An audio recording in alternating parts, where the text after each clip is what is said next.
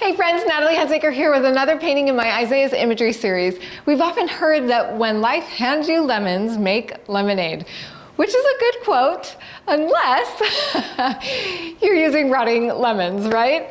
If you've ever felt like there is something in your life that seems to spoil what you really want, no matter how many ways you try to tackle it, if cleaning the house while the kids refuse to help pushes all your buttons and you find yourself yelling again, or checking out with a chick flick and ice cream is the only way you can escape all the drama at work, or maybe that Pinterest idea for your house just seems like the only thing that will help your nerves settle down about that room that you hate being in. Or maybe you've dreamed about something since you were little and just can't reach it, even though you're giving it all you've got, and you're just wondering if the effort is even worth it anymore.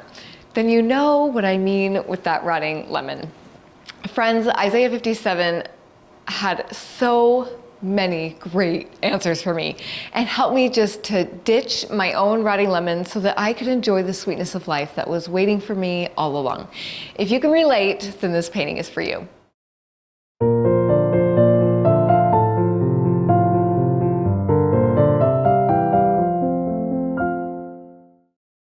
This is a painting that I call Identity. Now pause for just a second, because I'm well aware that with all the political talk about LGBTQ+ communities, the word identity alone may just immediately take your brain in that direction. Although I'm sure this painting certainly could be taken in that direction, just telling you what my stance is on political issues is not actually my goal with the artwork. If I reach my real goal, which is to help us see how Isaiah is relevant to us today, you'll have all the same information that I have to make directions and decisions for yourself on politics. So what I really intend is much more nuanced and individual, as opposed to political team A and political team B. It's much more about you and your identity and all the little ways that you see yourself now compared to the person that you most want to become.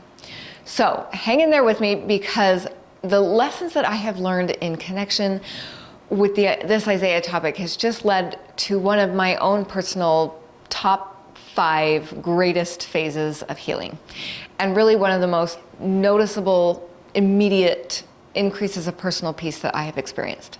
So here we go. Let's start with the painting. You'll notice that she's holding a rotten lemon. I'll tell you more about the symbolism in a minute, but for now it will suffice to say that my personal rotten lemon was DIY projects around my house. To say that I was obsessive about them really is not an exaggeration. I believe that this was just something that I needed, because I just could not take that sigh of relief. You know, like that feeling of, I'm home, until I had been able to redo almost everything in whatever house that we had moved into. Now, of course, I knew cognitively, that this was ridiculous. No one needs a house that they love. I am super conservative in all of my other expenditures, and I think of myself as a frugal saver. I hate shopping, especially for clothes, and the only Joneses that I've ever worried about keeping up with is maybe like Dawn from Minimalist Mom or something.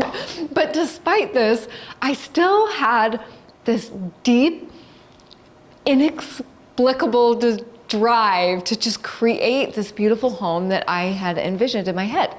Unfortunately, I would get so fixated on these DIY projects that I would drop a lot of the balls that I had agreed to carry, which meant that my husband was not only having to juggle all his own responsibilities, but then he was also have to pick up after mine. So while my husband had every right to be frustrated, the fact was I would try so hard not to care about the next house project that I wanted to do. But I didn't know how to press the pause button or turn my eyes off, so the whole family just kind of had to follow my whims. I would take Pinterest off my phone and Houzz off my phone so that I wouldn't get any more ideas. But even without any external creative input, every time I looked around my house, I would see just a wall or a room that just bothered me, and I felt that I had to create my vision for that space or I simply could not relax.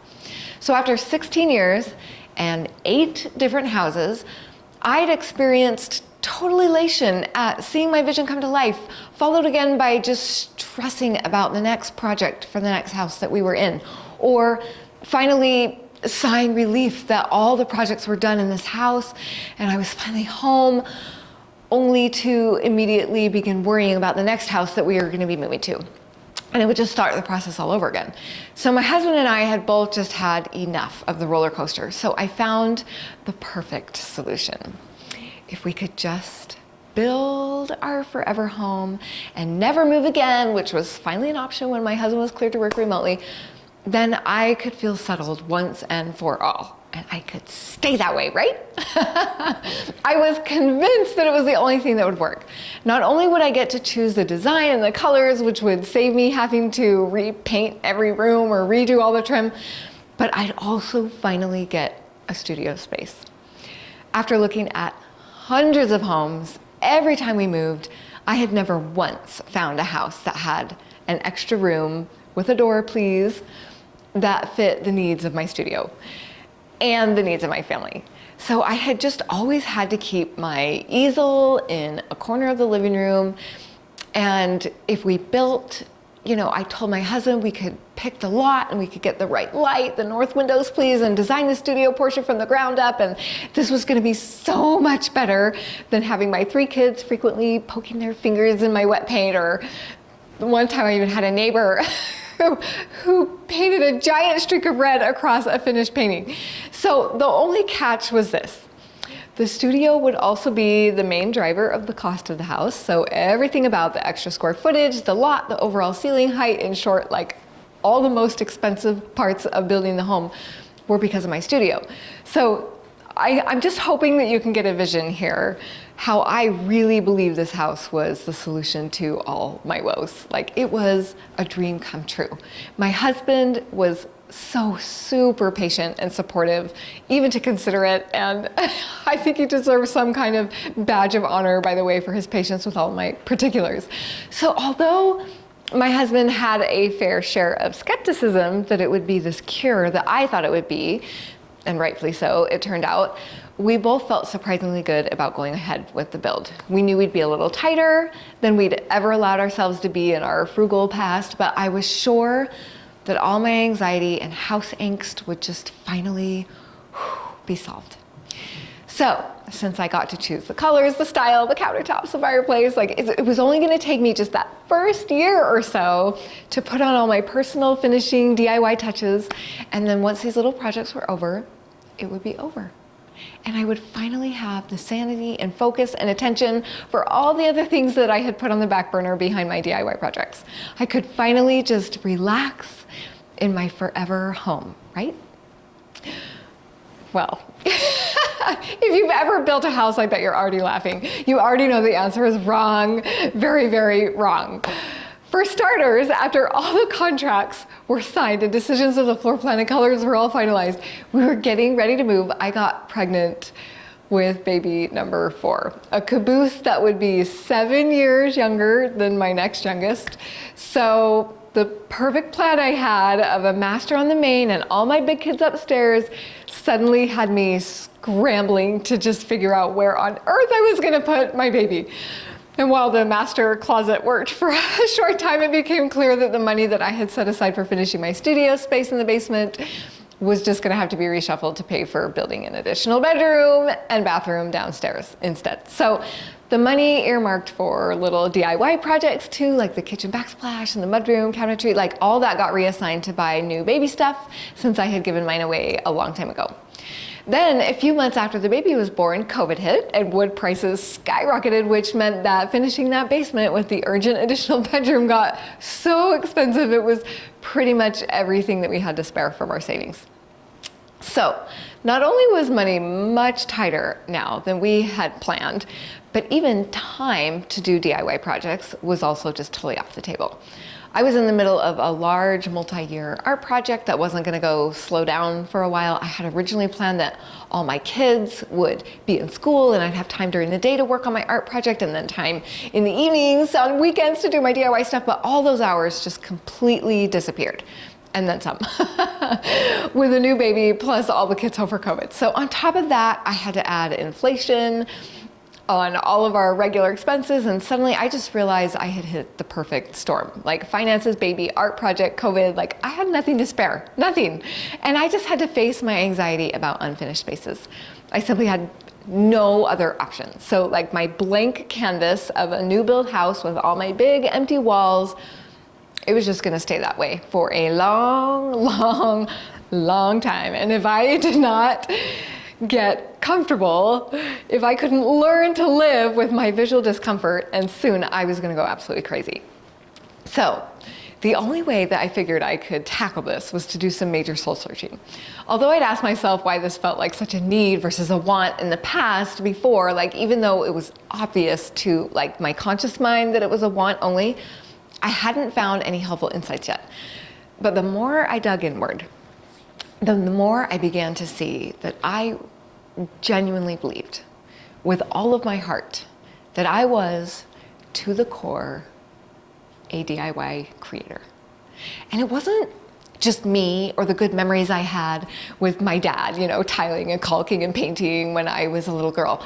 This commitment to excellence in craftsmanship actually goes all the way back to my great-grandfather, who built his own home one square plumb line at a time, even though he was a shoe repairman by day. So for generations, my family were fine, kind of perfectionistic DIY craftsmen to the core. It was my identity, and frankly, I loved that part of me. If I were to just force myself to relax and give up on DIY projects, just give up on creating the vision that I had for my home, I wouldn't just be giving up on a home that I liked looking at, which was obviously a want. I believe that I would also be giving up who I was, and maintaining that identity felt so much like a need to me. I just felt like I was a DIYer with an artistic eye. I was a creator, just somebody who knew how to go for her vision, and I had the skills to do a top-notch job. But was that who I really was? I mean, if I personally was supposed to be this amazing DIYer, then why was this piece of my identity causing so much frustration and difficulty for the people that I loved, namely my husband and my children? Was there a way out of that frustration? Could it be that this Achilles heel of mine was actually the main reason that both my husband and I felt good about building? Because God knew that the situation would force me to grow in a way that I had never grown? Well, here's what I learned. I remembered having read Isaiah 57, 7 through 11. And all of a sudden, I realized that it applied directly to me. I love this chapter because he is emphasizing, as he often does in the scripture, that Israel is in a rebellious patch. And since Israel is just a conglomeration of human beings, and I am also a human being, I figure that whatever temptation they face is probably a temptation I face too, even if I am in a different culture and a different time. So they may have tended to go towards what Isaiah describes in verse 8 as another lover, but I wasn't really any better because I was going towards my own specific love of DIY projects, right? But what really struck my identity as a DIYer was verse 10. Thou art wearied in the greatness of the way. Yet saidest thou not, there is no hope. Thou hast found life of thine hand, and therefore thou wast not grieved.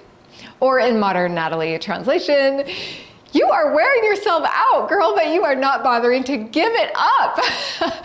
Instead, you just keep working to accomplish things that make you just happy enough that you don't even realize how miserable you are. So I had literally found life of my own DIY hands. My projects were in fact filling me with a sense of satisfaction, short-lived though it was, and they were also wearing me out in the greatness of their way, and I had nothing left for what really mattered. So what was the solution then? Well, it was not to build a home, I'll tell you that. The solution was something much more permanent and effective. I began to realize that we have many, many identities, and that I could actually choose consciously which one was most important in any given moment. I was not a passive slave to whatever identity demanded my attention that day. And deprioritizing my DIY self did not mean that I had to give up the connection that I had with my ancestors. In fact, prioritizing it properly meant that I was the greatest possible kind of creator and vision maker that they would hope that I would become. It meant that my eyeballs and my immediate discomfort was not the driver, and my conscious, intentional self was. It meant that I was somebody who was really able to go for her full vision, the kind of vision that included being a service-oriented wife or a present mother, a responsible manager of my time and finances. And furthermore, and definitely most importantly, it meant that I was a woman who cares deeply about God and about taking time for studying His words and for praying and for connecting with Him. When I realized that my real identity was so much bigger and so much more than just this multi-generational DIY creator, when I was able to let those lower priority identities take their proper place and choose consciously not just to be driven by my creative eyeballs, everything changed. I love the last part of chapter 57 because it says in verse 18 through 19, I have seen her ways, and I will heal her. I will lead her also and restore comforts unto her. I, meaning God here, create the fruit of the lips. Note that it's no longer the life of my hands anymore, but the life-giving fruit from Him. And then He gives the best promise of all, peace. Peace to her that is far off and to her that is near, saith the Lord. And I will heal her. It's the most amazing thing. I feel like that ever-present driving anxiety that I used to have is actually healed. Every time my eyes bring that blank, unfinished wall to my attention, I'm finally able to say, thank you very much, eyeballs. It's understandable that you would want to fix that because you are an artist and you are a DIYer and I love you and I'm glad you're part of me. But right now, you're not my priority. And it's amazing, like truly amazing. The urge just dissipates. Being healed of this is honestly a miracle that only God could have performed. So who are you, really? Now, I realize that not everyone struggles with the identity of a DIY creator, but please consider the many examples of people who have felt that one aspect of their identity just becomes the tail that wags the dog. I know women who have connected their effectiveness as a person with how clean their house is, and they've been super stressed out moms as a result. I know a woman who saw herself as talented and somebody who goes for their dreams without giving up. But then she realized after years into this commitment that the dream that she was chasing wasn't actually helping her become the best version of herself. As a result, she immediately dropped it and picked up a different goal. I know another woman who sees herself as an incredibly hard worker. And as a result, she threw herself into her career with such dedication that she admits that she just has nothing left for her family at the end of the day. Or on the opposite end of the spectrum, I know of several women whose identity was so wrapped up in raising their children that now they have no idea what to do with themselves when either their kids take drastically different paths than they expected, or when they finally become just empty nesters. I sincerely believe that each of these identities can be a good thing. Like my DIY identity, I actually didn't want to lose it altogether. I actually like that part of me, and I'm glad that it's part of me. But the question becomes, in what order do these parts of our identity deserve our time and attention? And do we have values or other identities that are higher than the one that we're currently chasing? Is your identity as a quality craftsman or a creator or a great housekeeper or a dreamer or a hard worker or a mother, is it more important than other parts of your identity? If so, I get it. You're in good company. It's completely normal, and I promise that there is much greater peace awaiting you on the other side. There is so much healing and calmness when we put our most important identity, the one Isaiah and God are begging us to put first, our identity as children of God and followers of Christ. So what is the rotten lemon that you feel like you really need to hold on to? This life of your own hands that might be distracting you from identity number one. Actually, let me just pause for a sec and tell you about where the concept of the lemon even came from. Usually I have a pretty solid concept in my head before I invite models to come and try and execute a finished painting.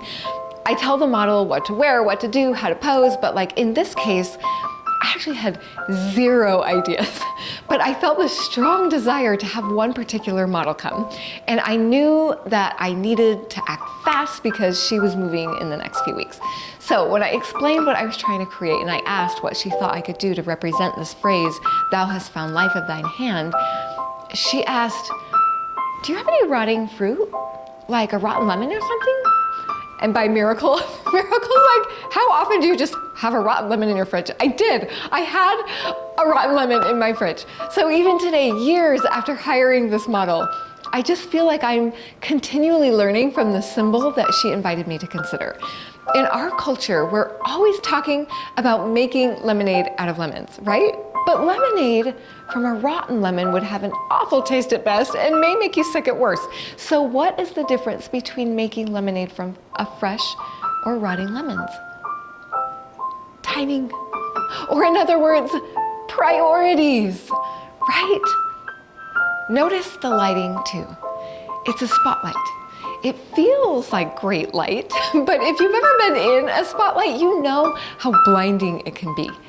You can only see what's immediately around you, and it's not nearly as illuminating and peace-giving as his light can be. Outside the reach of the spotlight is something hiding in the subtle darkness.